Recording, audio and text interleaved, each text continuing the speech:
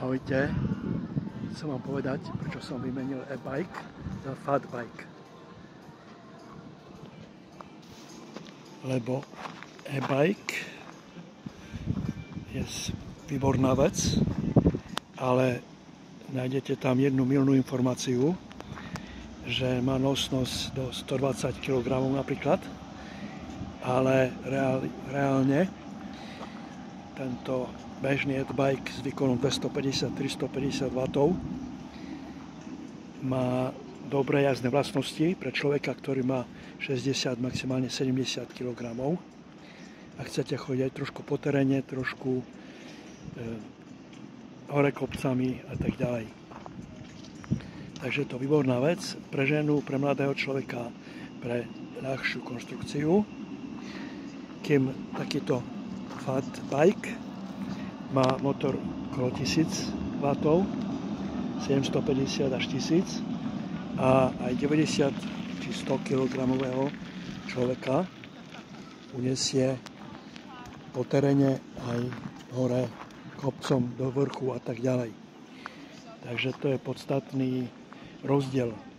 Samozrejme, že sú príjemné tie hrubé pneumatiky, ktoré tlmia hlavne na slovenských cestách rôzne jamy a prekážky.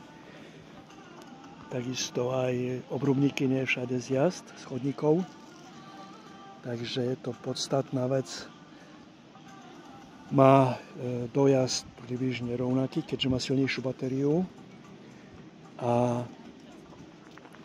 hovorím, tá hlavná je hmotnosť jazdca. Rýchlosť má tiež vyššiu, zhruba o 10 km.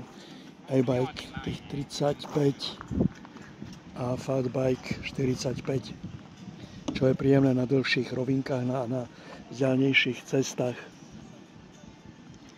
Môj konkrétne má výborné svetlá a výborné jazdné vlastnosti. Aj keď vypnem elektrický pohon, tak sa na ňom celkom príjemne jazdí.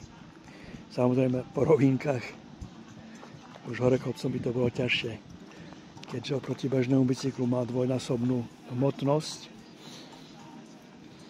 Takže prvorade, keď si chcete vybrať e-bike alebo fat bike, tak je vaša hmotnosť a terén, po ktorom chcete jazdiť.